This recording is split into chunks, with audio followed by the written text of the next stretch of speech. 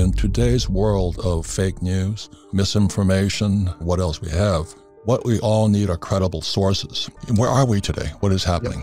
We talked about Executive Order 14067. What is your concern on Executive Order, which was just signed with Biden and company only a few months ago? What is your concern, 14067? It has a number of parts, and the thing with executive orders, or for that matter, legislation, I can say you have to read the fine print, and you do, but you have to actually consider the hidden agendas. I can read it, anyone can read it, it's a public document, but what's behind it and where they're going with it, and that's really where the urgency comes in. It's basically an order that accelerates the U.S. movement towards a central bank digital currency, so-called CBDC. These are happening all over the world. Beijing already has one. They're past the prototype stage. They kind of rolled that out during the Winter Olympics, last February. Believe it or not, Bahamas has a digital currency. There are a few other countries that have already gone in that direction. The European Central Bank is very far along. The U.S. and the Federal Reserve, because they print the currency, they understood the importance of it. They were watching it, but they were kind of taking their time, like, hey, we're the biggest payment currency, biggest reserve currency in the world, which the dollar is, and we don't want to race into something if it's not thought out. And they were doing a kind of joint venture R&D program with MIT. Okay, and they've got some experts there, so that seems to make sense. But all of a sudden, they accelerated it. And they said, no, we got to move fast on this, and we got to catch up. And that's what 14067 was about. But that's kind of what you could get from reading. But what's the hidden agenda? Well, first of all, just a little bit of background on central bank digital currencies. It's still the dollar. A digital dollar is still a dollar. A digital Chinese yuan is still a yuan. A digital euro is still a euro. So it's not a new currency, but it is a new payment channel, and it is a new form of the currency, if you want to think of it that way, even though it's still the dollar. And it goes hand in hand with getting rid of cash. In other words, I'll spend, in a minute, we'll get into what the central bank digital currency, what the hidden agenda is behind that. But as I go through the list of really bad things that can happen, you say, well, okay, but I still got cash. I can go down to the bank and get whatever, $10,000 or $100,000 in cash. By the way, that's not easy to do. They say that. It's legal. It's not illegal. But try doing it. They'll tell you to come back, make an appointment. They don't have that much money. They got to ship it in. You better show up with like your birth certificate and 5 character witnesses. And then they'll report you to the Treasury, actually the Financial Crimes Enforcement Network, knows the word crime, FinCEN for short, Northern Virginia, and you'll go in a file next to Ayman al-Zawahiri. So it's not so easy to get your cash, but you can in theory, and that's the alternative. So they have to not only push the digital currency agenda, which we'll talk about in a minute, but they have to get rid of cash, because as long as you have cash, you can do an end run around this. So these two things are coming down the track pretty fast. Now, flipping back to the central bank digital currency, it's not a cryptocurrency. It's not on a blockchain. A blockchain is just a ledger. They've been around since the 80s, no big deal. But this ledger will be maintained by somebody, probably the Federal Reserve, but there could be a new government agency doing it. It's kind of like a bank account. So we might quickly end up in a world where, I have an account at a bank, you guys have accounts at banks. Well, those banks are either members of the Federal Reserve System, or they're smaller banks that are correspondents of bigger banks that are members of the Federal Reserve System, like Bank of America or Wells Fargo. Heaven help you with Wells Fargo. But the point being, the banks kind of keep all the books. We might be in a world where you would have an account at the Fed. Everyone listening would have an account at the Fed. We'd have it on our iPhone or our Samsung or whatever our mobile phone is. And if I send you money, the Fed takes it out of my account, sends it to your account. End of story. Kind of like a Venmo type of thing with, larger denominations, etc. That has implications in terms of disintermediating the banks. Like if you can do that, which you can technically, who needs banks? But the selling point is, well, it's better, faster, cheaper, okay? Which it is. So for example, I go to a bookstore and I buy a book with a credit card. I say I get the book. Well, the merchant, the retailer has this receivable. And so they sell it to what's called a merchant acquirer. Merchant acquirers are finance businesses that buy a whole bunch of receivables from a whole bunch of little retailers or even larger retailers. They then take that bundle of receivables, now we're talking hundreds of millions or more, and they deliver it to MasterCard or Visa, and then they get paid. Obviously, they make a little money on that. MasterCard and Visa then send those receivables to the banks that issue the credit cards, and then the bank sends me a bill and I pay the bill. So think about that. I buy a book, but you get 5 financial intermediaries. You get me, the retailer, the merchant acquirer, MasterCard or Visa, and the issuing bank. And the total fees are, like 2.5%, 3%. So why do we need 5 financial intermediaries with, let's say, 3% fees to buy a book when you can just have an account at the Fed and everything whips through the Fed, fast and easy and inexpensive? And that's all true. That is how it could work if you had this digital dollar. But let's assume the banks continue to play a role, because the Fed's job, people talk about, it's the Fed's job, reduce unemployment, squash inflation. Now they want a Green New Deal. The Fed's supposed to make sure that nobody lends money to ExxonMobil, even though we're out of oil. But those are like ancillary. The Fed's main job from the beginning, from 1913, really 1907 onward, is to prop up the banks. Like, that's why they're there. So I doubt they'll disintermediate the banks. But either way, you're going to have a faster, cheaper, better system for making payments. But what else? And this is the key, and this is why we're sounding the alarm a little bit on Executive Order 14067.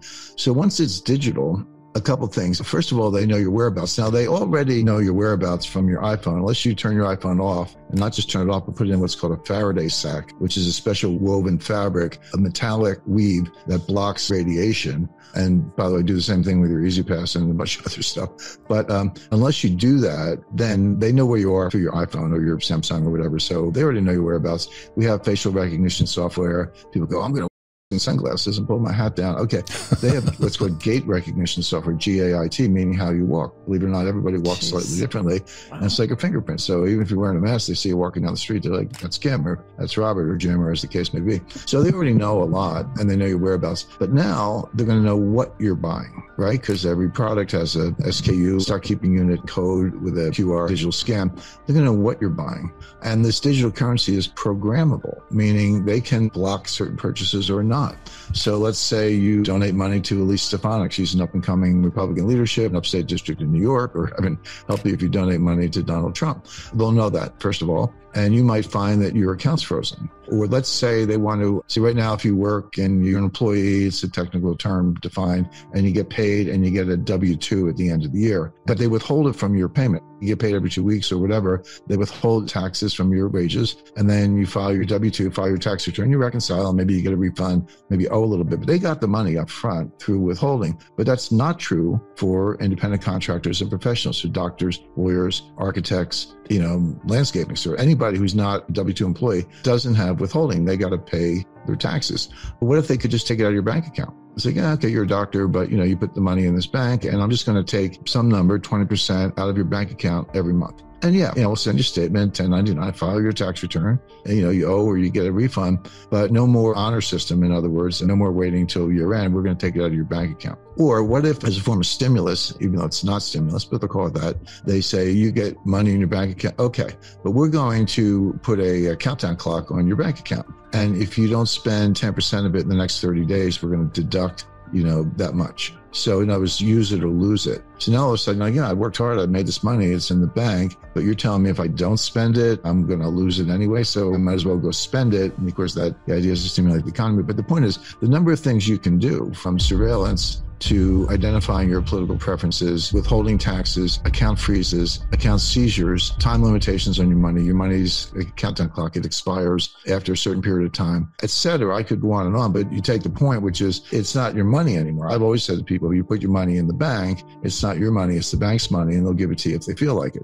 Well, this is that same idea on stilts. And this is like, and now the government's involved, and everything easier, faster, cheaper about payments is also easier, faster, cheaper about surveillance, confiscation, account freezes, et cetera. And then people say to me, they explain what I just said to you guys, and they say, that'll never happen. It's already happening. It's already here. Talk to the Freedom Convoy in Canada, what my neo-fascist friend, Chrystia Freeland, who's the Deputy Prime Minister and Finance Minister, did to the Freedom Convoy. Now, okay, they pulled into Ottawa in the middle of winter, and they snarled traffic, they blew the horns at 3 a.m. All Trudeau had to do was come out, say, who are your leaders, meet with them, hear their demands, give them a few, not all. They would all go home, and that would be the end of it. He didn't do that. He went into hiding. He's sort of a coward. He's not very smart. But Chrystia Freeland is a tough cookie, to put it in polite terms.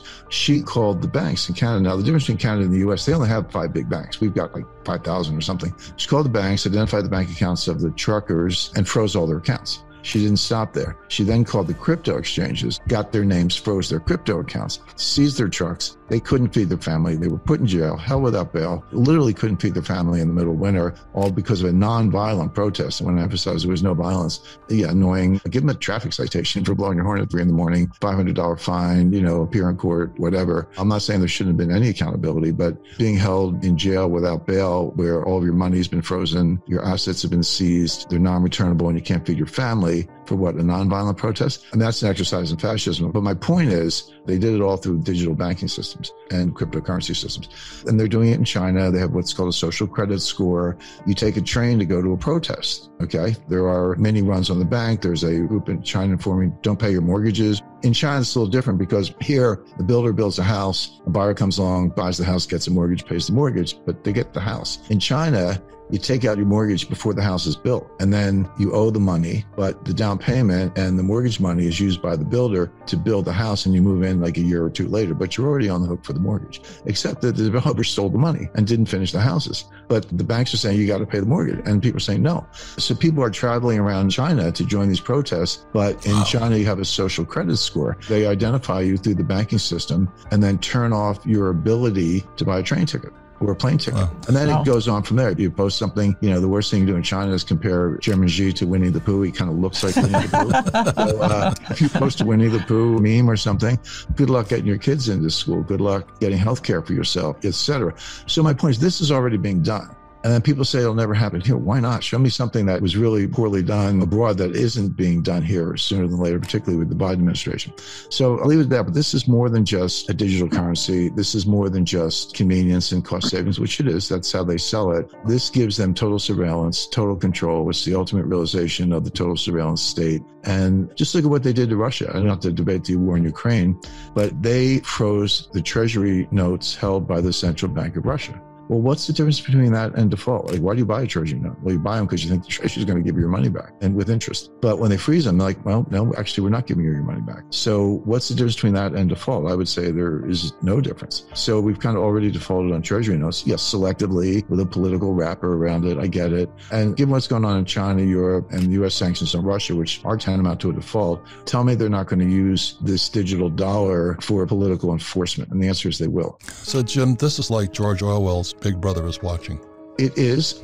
I kind of tell it like it is, so I'm not trying to, temperamentally, I'm an optimist. I do look on the bright side, but I'm also a realist. And so when I see things coming and I understand them and I have a lot of training and experience and all that, I just explain what it is and the audience appreciates that. But I never give a kind of a dire forecast, and I do that all the time without offering some solutions. I think you almost have a responsibility to do that if you're going to paint a picture. Yep. So, okay, if they're going to get rid of cash and they're working on it and they're going to put you into a digital dollar and they're working on that, and Executive Order 14067 puts that on a fast track. And if the digital dollar can be used for all the things I described, which it can, surveillance, account freezes, account seizures, putting a countdown clock on your money. So what are the workarounds? If all this is being empowered by digital technology, which it is, you sort of have to go non-digital. In other words, this is the lean right, go left, or vice versa. So what are the non-digital assets that work as money? What are the non-digital assets that work as stores of wealth, et cetera? There's a bunch of them. You can start with gold and silver, but I would include real estate, natural resources, water, energy, et cetera. And you can even do some of this in the stock market. I think stock market is going to go a lot lower, so I'm not saying run out and buy, call options on the S&P 500 index, but I'm saying there are sectors that I think will outperform, starting with the energy sector. But the first thing you need is a certain amount of gold and silver. I mean, if you want to trade or get price exposure, that's fine. It's up to you. But if you're trying to preserve wealth, so you get outside the digital dragnet, which is what we're talking about, physical gold bullion, I've always recommended the 1 ounce American Gold Eagle, and I still do. It's a good store of wealth. But I also think in terms of practical terms, like what about a world where, the power grid's down, electricity's out, or the digital state has become so pervasive that you don't want to be part of it, et cetera, and you still got to buy food for your family.